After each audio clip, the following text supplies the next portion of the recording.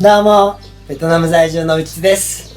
CD50 のね、クランクケース、溶接でね、直してもらってきました。これ、上の部分はね、こんな感じで、綺麗に溶接してもらって、穴もね、開けてもらってます。それと、下側ね、私が横ぶち抜いてしまったんですけども、そこも塞いでね、あと、こっちも、ネジ穴をねちゃんと作ってくれてます。なんでこれで OK なんですけどね、いろいろ確認と修正をしていかなきゃいけないんですよ。ノックピンの方もね新しいの買ってきました。これを下にするかい。こことこっちね。で合わせて、まずはね穴がまっすぐなのか確認しないと。前にね CL50 の時はこれがちゃんと通らなかったんで後から苦戦したんですよね。ゆとりもあるから大丈夫ですね。それでこの下側ちょっとこれじゃあ確認しにくいな。台つけよう。ちょっとねこの枠が必要でした。こう向けた方がやりやすいか。何かっていうとね、ここ溶接してもらって、実はもう私の方でちょっと削ってるんですけどもね、これをつけて確認というか今の段階では当たっちゃうんですよね。これが動くにあたってどこまではまるの？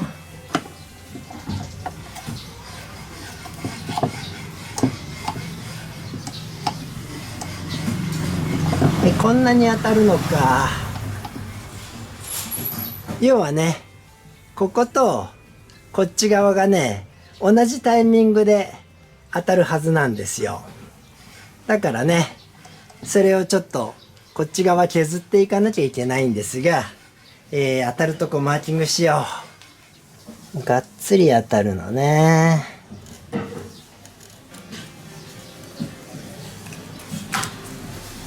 ここをね削っていくんですけど、これはねもうちょっと動画にしないで削っておきます。ここねかなり頑張って削りました。でここにね2箇所当たり傷があってうまく映ってんのかな。ここにもねもともとの写真見ると当たり傷あったんでね、こっちに当たるまで頑張ってたんですよ。で今この上側にしか当たらなくって、向こうにね当たらないんでどんどん削ってったら削りすぎました。もう1ミリぐらい隙間が空いてるんでね、これで OK な位置でした。よく考えるとね、このエンジン CD50 なんだけども、ミッションがねスーパーカブ、まあ実はスーパーカブじゃなくってタイカブ 100EX かな。ベトナム名はドリーム2っていうんですけども、そういうカブのねミッションに変えられてました。何かっていうとパート2の方でコメントもらってやっと気がついたんですが、ネジクラッチ、こっち側にクラッチがつくタイプですね。それのミッションだったんですよ。まあまあそれはねおいおい説明していくとして、とりあえずこれは OK なんだな。もう当たってないですからね。で今日の本題が何かというと、溶接をしたからね合わせ面、要は修理したところが盛り上がっちゃってて、これをね平面出ししなきゃいけないんですよ。でそもそもねこっちが今回修理してもらったんですが、このエンジンはね、元からまあその持ち主が手に入れた時にはねこっちを修理してあって、前の動画でもね説明したんですが、この以前の修理の後の処理がちゃんとできてなくって、抜けんぞ。抜けた。こっちのね、前に修理したところ、ここがね盛り上がってるんですよ。だからそもそものねこのエンジンの問題のオイル漏れを修理するっていうのはね、ここが問題だった可能性が高いんで、これをね削って平らにしていきます。だからもうノックピンはいらないんだな。このボルトも外しとくかい。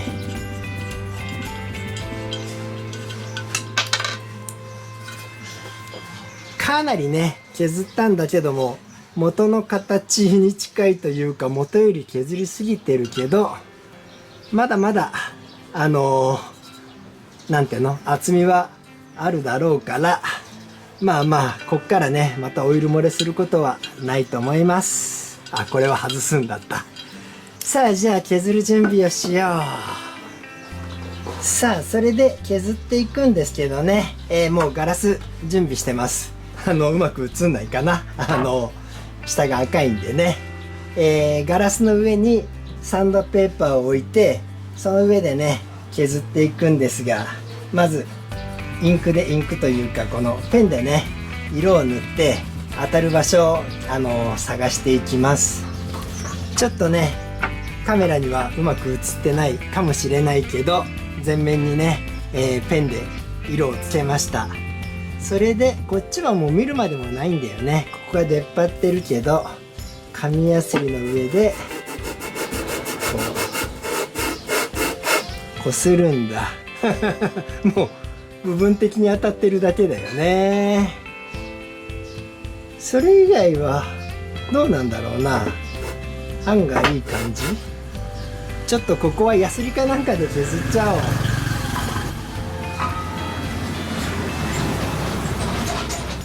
それで今回修理に出した方ですね。こいつは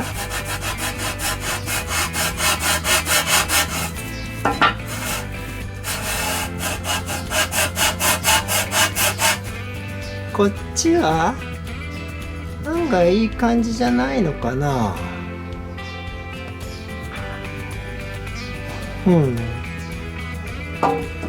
全面的にそれなりに当たってる気がします。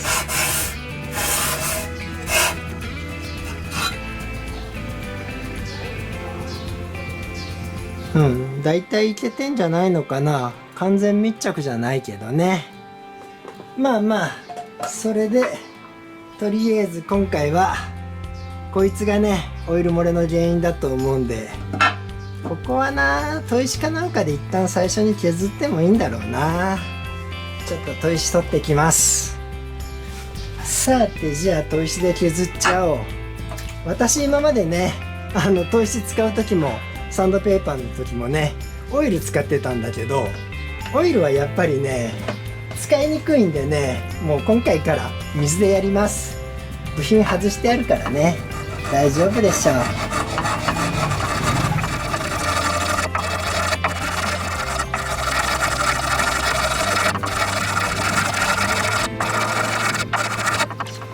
これぐらいでいっか。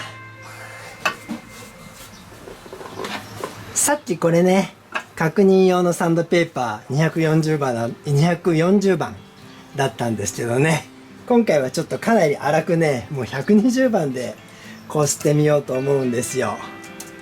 これぐらいしないとね歪んだ溶接の歪みはね取れないような気がするんで、あ、こっちは部品が入ってるんだったまあいいや、ちょっとこれでね削っていきます。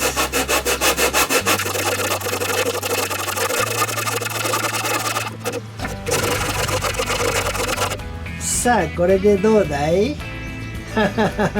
ああ、やっぱり下もちょっとおかしいね。で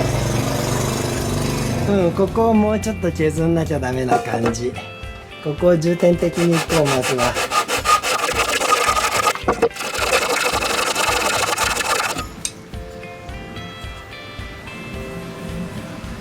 は下も当たりが悪いね、やっぱり。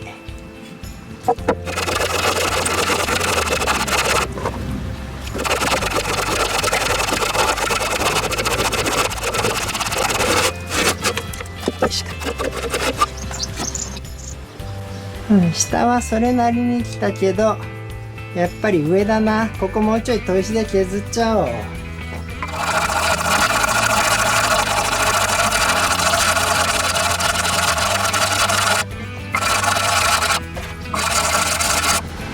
これでいいんじゃない？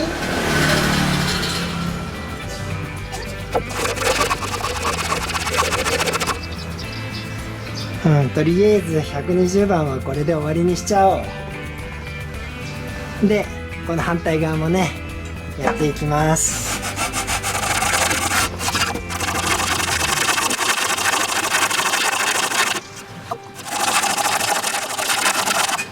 こっちはどうよ。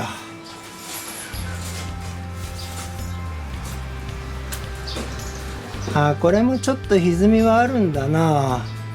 こことね、後ろの当たりが悪い。溶接をしたから歪んだのか、最初から歪んだのかわかんないですけどね。もうちょいしっかりやろう。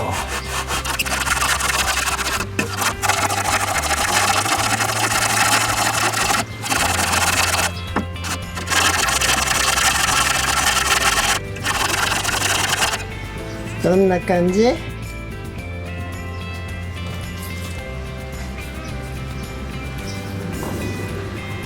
やっぱ両サイドダメだね。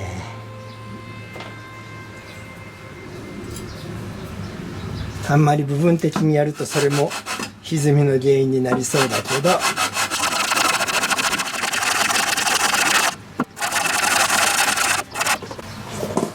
サンドペーパー変えちゃおう。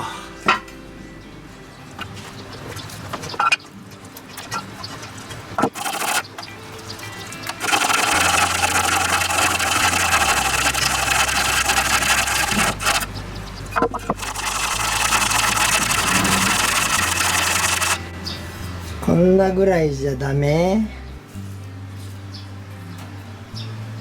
まだちょっと前後悪いけど、ただこれの問題もね、ガラスがどこまで平面なのかっていうのと、特に今回このプラスチックのね、下の台がボコボコしてるんで、それなりに歪みもあるんだよな。もうちょい頑張るかい。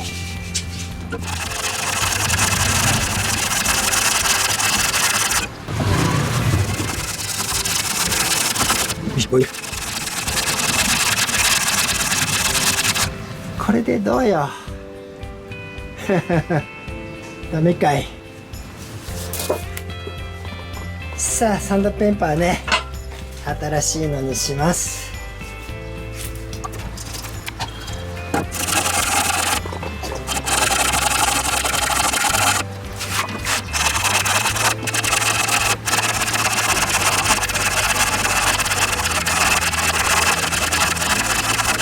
これでどうよ。ギリいけた感じか。へへへへ。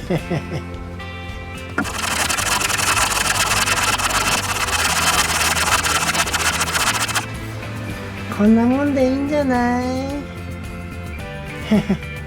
かすかに当たった。そろそろね、目の粗いのから細かいのにしようかな。で、実は今回ね、ここ直してもらってるから、こっちが一番歪んでるはずなんだ。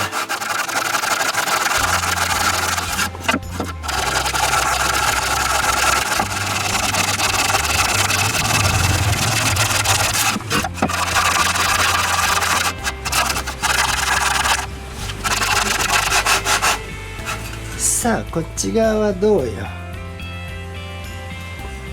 こっち側はそこそこいけてんのかな。ここに隙間があるな。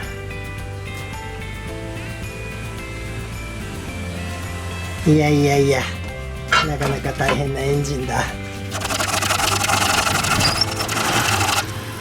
よいしょっと、かなりやったんだけどね。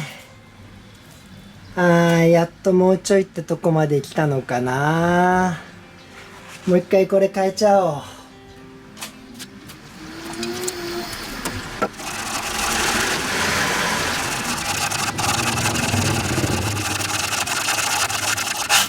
う。よいしょ。ちょっと下をね、集中的にやってしまったけど、まあまあそこそこ来たのかな。ガスケットで止まるかい。よいしょ。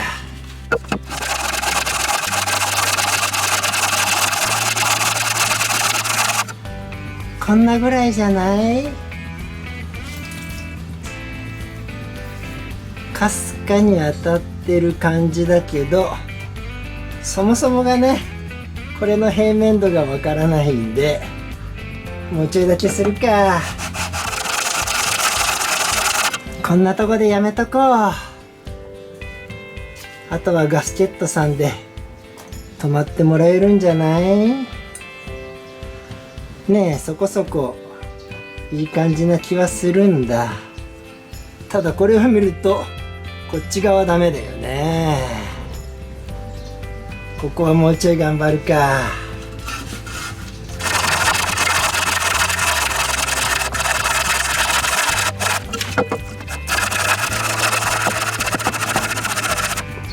ちょっとね、こっちを視点にしたこんな削り方でね、いいのかも疑問にはなってくるんだけど、こんなもんでどうや。ほんの薄い1本の1ミリぐらいの線だけど、どうにかつながりましたね。もうちょいやろう。こんなもんにしとこうか。こんなもんにしとこうかというか、今120だから240に行って320ぐらいまではやっときたいんだよな。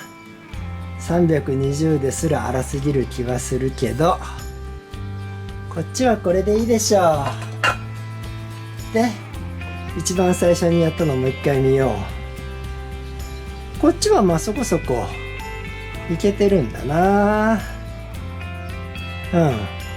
240番に行っちゃおう。次240番ですね。これさっき確認に使ったやつだけど、これでいいでしょう。じゃあこれもねやってきます。これはもうこうやって軽くするぐらいでいいんじゃないのかな。ちなみにね、 CL50 の時も歪みがあって、あの時液体ガスケット使ったんですけどもね、これに関してもこの、クランクケースのセンター真ん中のところはね、液体ガスケットをやっぱり塗っておこうと思います。もうこれはこれでいいでしょう。それでこっちだ。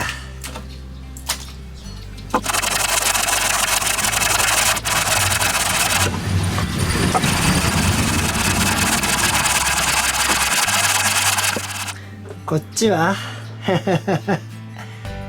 かろうじて1本つながったけど、ここはもうここに合わそうと思ったらね、全部削んなきゃいけないんで、これはねギリギリだけど OK にして、さっきも言ったようにね、液体ガスケットで留めます。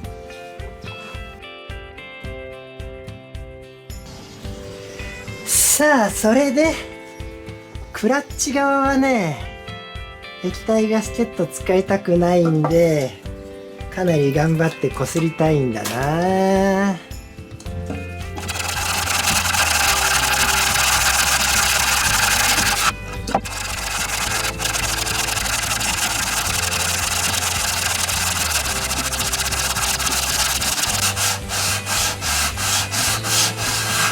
さあ、これでどうよ。いけたんじゃないの？こっちは OK だな。ここがもうちょいか。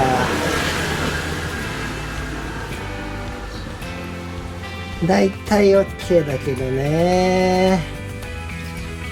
他はいいんじゃない？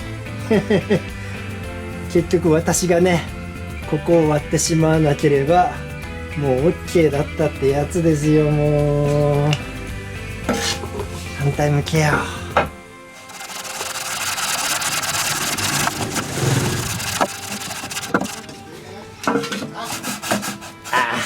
これじゃ無理か。よいしょ。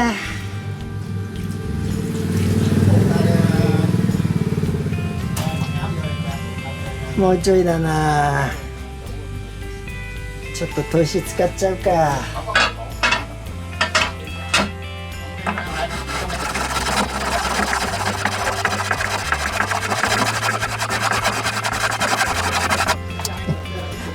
強引に面を出したけど、こんなことをあんまりすると歪むね。歪むというかまっすぐじゃなくなる。こっち側かい。もう一回紙変えるかな。さあ240もね一回紙を変えます。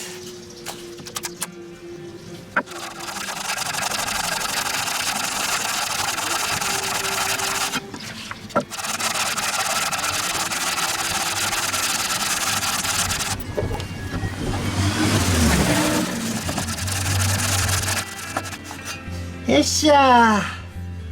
もうこんな感じでいいかな。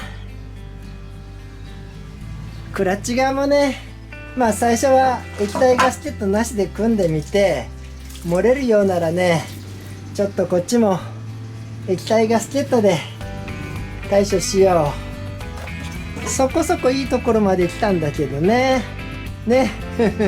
こいつが邪魔してるんですよ。もういやいや OK にしちゃおう。それで320番もね使うと思ってたけど、240でもねそれなりにまっすぐなんですよ。まっすぐってのはねそんなに面が粗くないんで、もうこれでね終わりにしちゃおうと思います。なんで今日はここまでです。それではまた。